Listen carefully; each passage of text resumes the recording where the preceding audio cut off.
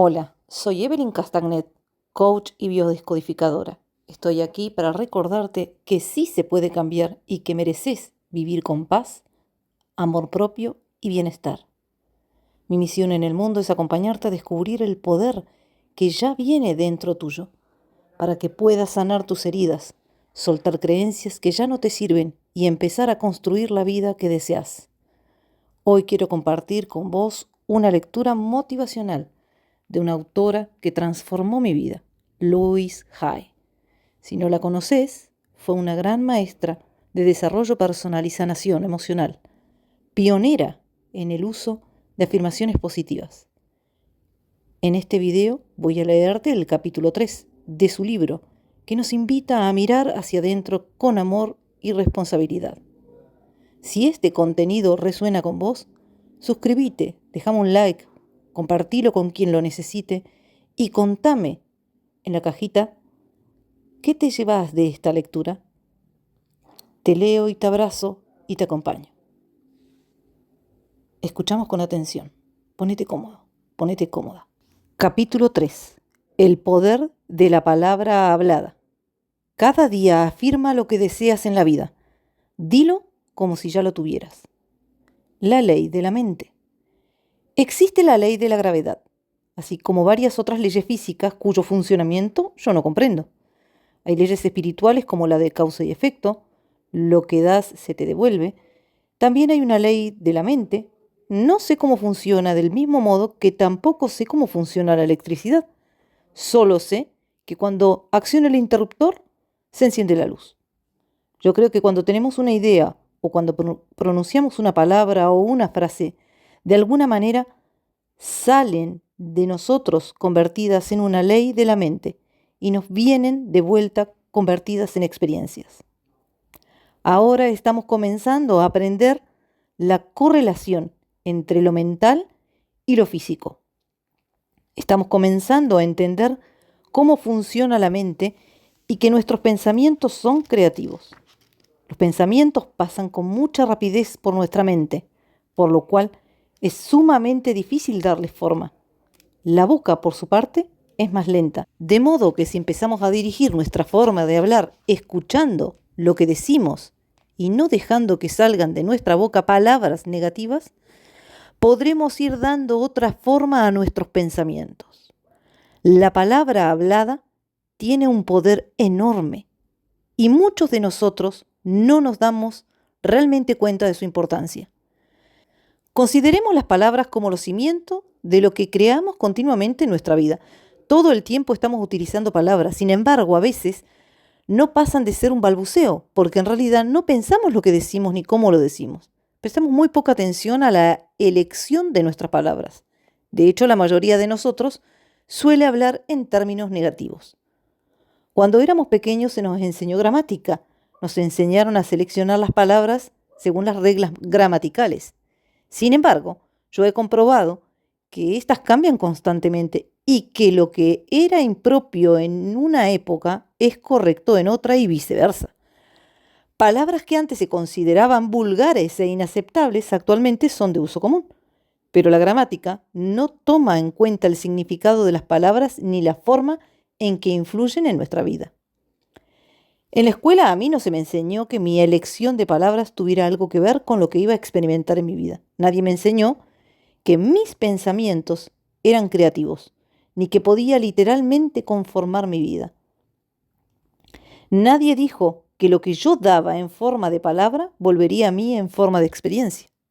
El objetivo de la regla de oro es enseñarnos una ley de vida muy elemental. Haz a los demás lo que deseas que te hagan a ti. Lo que damos se nos devuelve. Esto nunca tuvo por finalidad hacernos sentir culpables. Nadie jamás dijo que yo era digna de amor o que merecía el bien. Nadie me enseñó que la vida estaba ahí para apoyarme. Recuerdo cuando era niña, mis compañeros y yo solíamos insultarnos y decirnos cosas muy crueles e hirientes. Y nos tratábamos mutuamente con desdén. ¿Pero por qué hacíamos eso? ¿De dónde habíamos aprendido ese comportamiento? Vemos lo que nos enseña.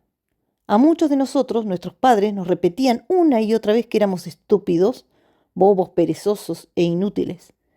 Éramos una molestia y no valíamos lo suficiente. Más de algún pequeño escuchó a sus padres lamentarse y decir que ojalá no hubieran nacido.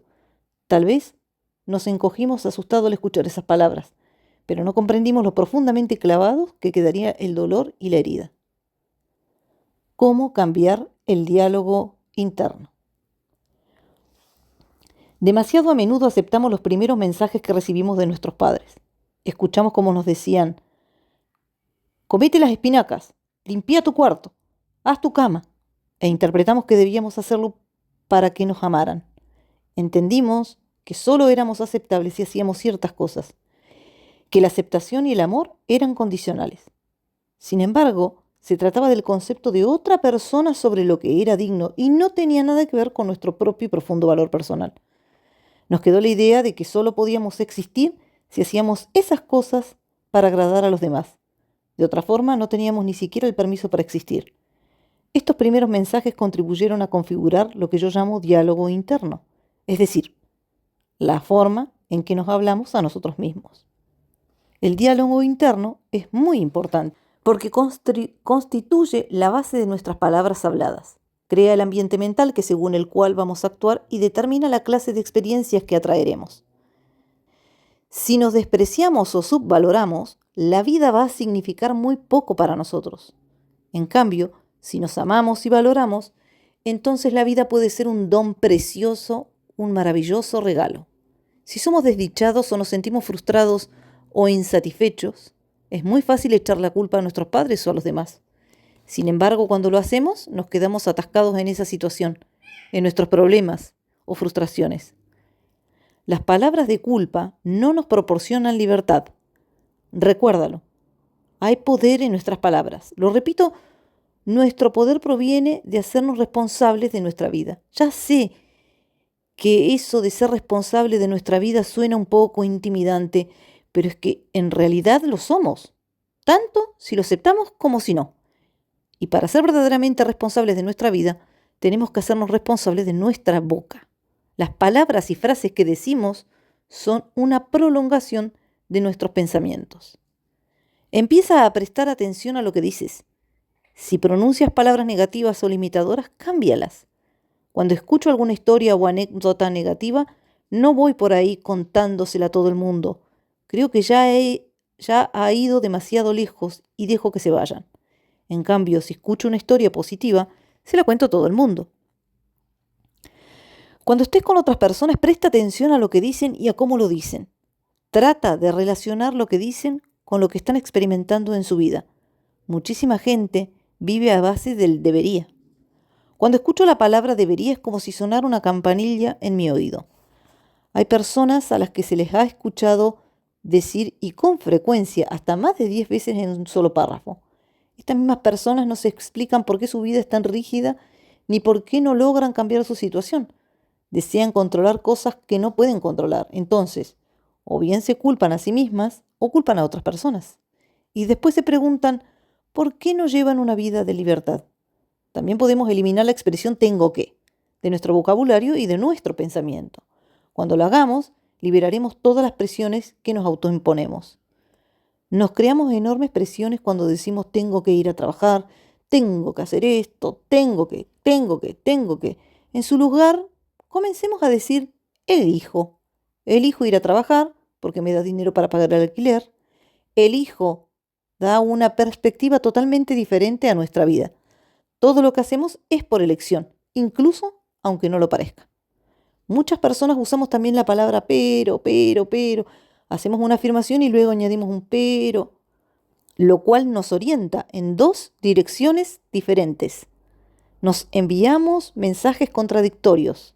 La próxima vez que hables, presta atención al uso que haces de la palabra pero. Otra expresión a la que tenemos que prestar atención es no olvides. Estamos habituados a decir no olvides esto, no olvides aquello. ¿Y qué pasa? Que lo olvidamos. Lo que de verdad necesitamos es recordar, no olvidar. De modo que podemos comenzar a emplear la expresión por favor recuerda que, en lugar de no te olvides. Cuando te despiertes por la mañana, ¿maldices el hecho de que tener que ir a trabajar? ¿Te quejas del tiempo? ¿Te quejas de que te duele la cabeza o la espalda? ¿Qué es lo que piensas o dices en segundo y tercer lugar? ¿Le chillas a tus hijos para que se levanten? La mayoría de las personas dicen más o menos las mismas cosas todas las mañanas. ¿Cómo hace que empiece tu día lo que dices? ¿Es un comienzo positivo, alegre y maravilloso? ¿O es malhumorado y crítico? Si te lamentas, gruñes y maldices, esas son las bases que sentarás para ese día. ¿Cuáles son tus últimos pensamientos antes de irte a dormir? ¿Son potentes pensamientos curativos o son de inquietud por tu pobreza? Los pensamientos de pobreza no solo se refieren a la escasez de dinero, son formas negativas de ver cualquier aspecto de tu vida, cualquier cosa que no fluye libremente en tu vida. ¿Te preocupa el mañana? Yo suelo leer algo positivo antes de dormirme.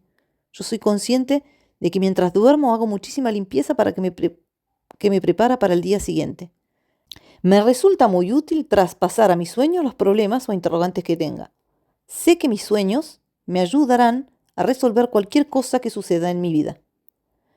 Yo soy la única persona que puede pensar en mi mente, así como tú eres la única persona que puede pensar en la tuya. Nadie nos puede obligar a pensar de forma diferente. Nosotros escogemos nuestros pensamientos, que contribuyen la base de nuestro diálogo interno.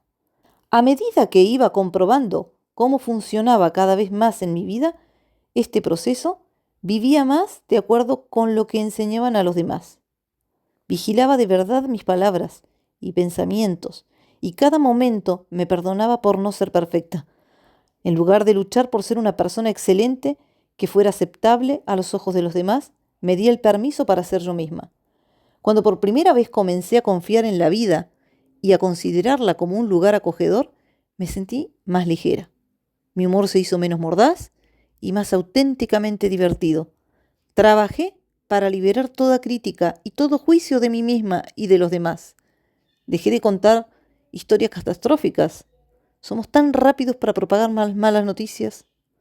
Es francamente increíble.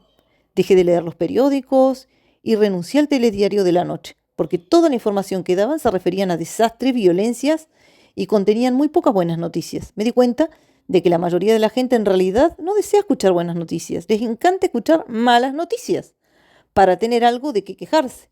Somos demasiadas las personas que contamos una y otra vez las mismas historias negativas hasta convencernos de que solo existe el mal en el mundo. Durante un tiempo hubo una emisora de radio que se dedicó solamente a dar buenas noticias. Quebró. Cuando me enfermé de cáncer decidí abandonar todo chismorreo. Con gran sorpresa por mi parte, descubrí que ya no tenía nada que decirle a nadie. Me di cuenta de que cada vez que me encontraba con algún amigo, inmediatamente me ponía a comentar con él el último chisme o trapo sucio. Finalmente descubrí que habían otras formas de conversar, aunque este no fue un hábito muy fácil de romper. De todas maneras, si yo murmuraba de otras personas, lo más probable era que éstas hicieran lo mismo conmigo, pues lo que damos lo recibimos de vuelta. Comencé a tratar con más y más personas y a escuchar lo que decían. Empecé a prestar atención a las palabras, no solo al tema general. Después de 10 minutos con un nuevo cliente, generalmente sabía con exactitud la causa de su problema, porque escuchaba las palabras que utilizaba. Era capaz de comprenderlo por su forma de hablar. Sabía que sus palabras contribuían a crear y agravar su problema. Si al hablar empleaba palabras negativas, ¿te imaginarás cómo debía ser su diálogo interno? Evidentemente, la propagación negativa era la que dominaba, los pensamientos de pobreza, como yo los bauticé. Un sencillo ejercicio que te sugiero hacer es colocar un magnetófono junto a tu teléfono y grabar la conversación, que tenga lugar cada vez que hagas o recibas una llamada. Cuando la cinta esté llena por ambos lados, escúchala.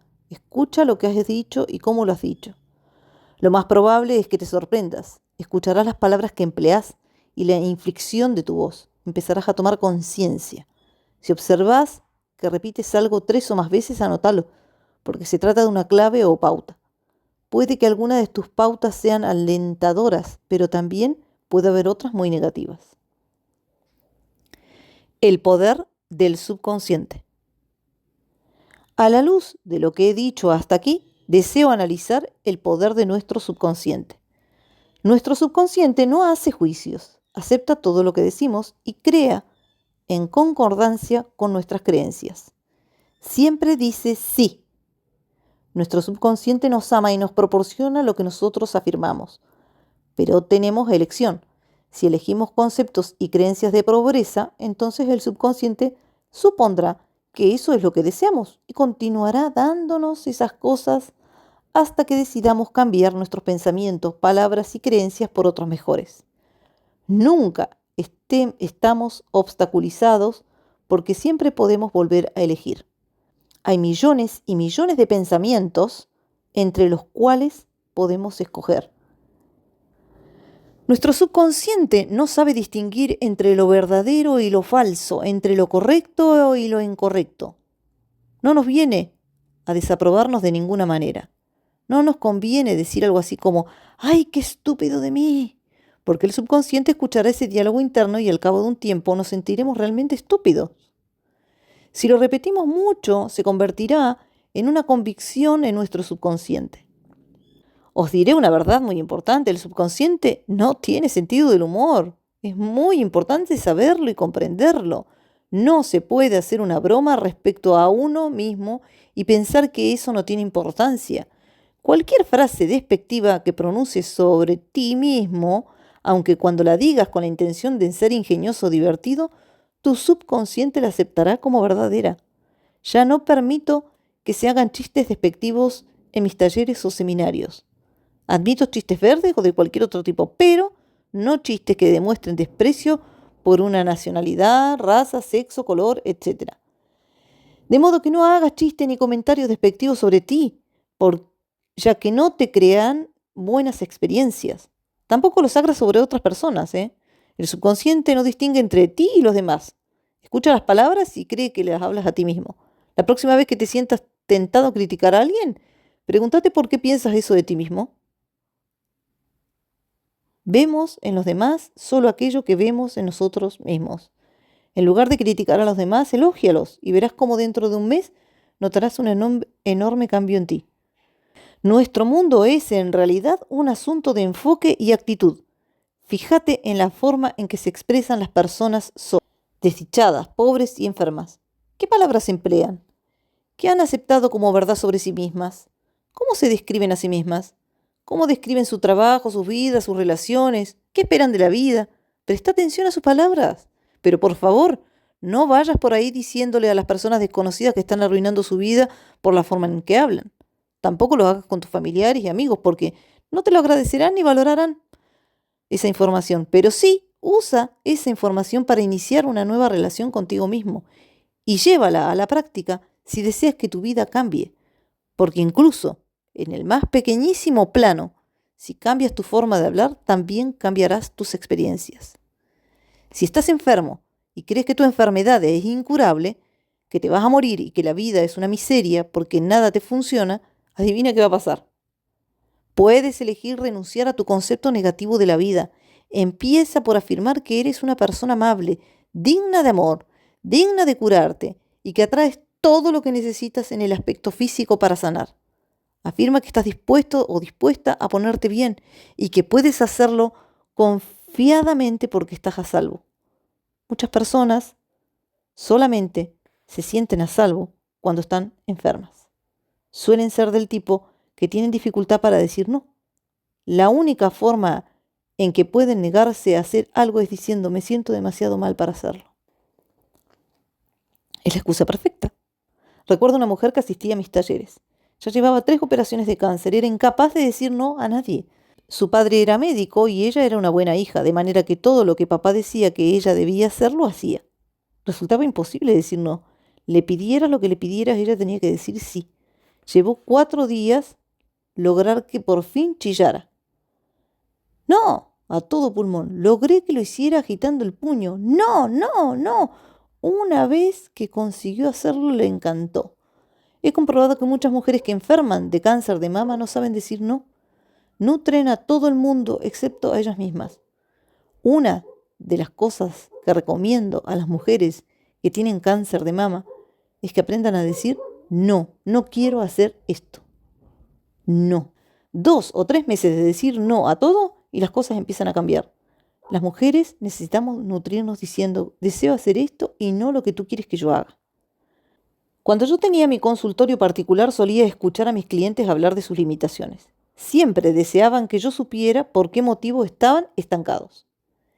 Si creemos que estamos estancados y aceptamos que lo estamos, entonces sin duda estaremos estancados. Nos quedamos estancados porque así se satisfacen nuestras creencias negativas. En lugar de eso, comencemos a centrar nuestra atención en nuestras fuerzas. Muchas personas me han dicho que mis cintas les han salvado la vida. Deseo que comprendas que ningún libro ni ninguna cinta te va a salvar. Un trocito de cinta en una cajita de plástico no te va a salvar la vida. Lo que importa es lo que tú haces con esa información. Yo puedo darte muchísimas ideas, pero lo que hagas con ellas es lo que cuenta. Te sugiero que escuches alguna cinta en particular una y otra vez durante un mes, para que las ideas que contienen se conviertan en una nueva pauta de comportamiento. Yo no soy tu salvadora ni tu sanadora. La única persona que va a realizar un cambio en tu vida eres tú. Ahora bien, ¿cuáles son los mensajes que deseas escuchar? Ya sé que esto lo repito una y otra vez. Amarnos a nosotros mismos, que es lo más importante que podemos hacer, porque cuando nos amamos, no nos hacemos daño ni tampoco se lo hacemos a ninguna otra persona. Es la receta para la paz mundial. Yo no me hago daño y no te hago daño. ¿Cómo podemos estar en guerra? Cuantas más personas lleguemos a ese lugar, mejor será el planeta. Comencemos a tomar conciencia de lo que sucede escuchando las palabras que decimos, en nuestro diálogo interno y en nuestro diálogo con los demás. Entonces podremos empezar a realizar los cambios que nos ayudarán a curarnos a nosotros mismos y al resto del planeta. Si te gustó este capítulo, déjame un mensaje, dale me gusta y compartilo con alguien a la que le pueda interesar. Compartilo en tus redes. Gracias por acompañarme en la lectura. Te espero en el capítulo 4.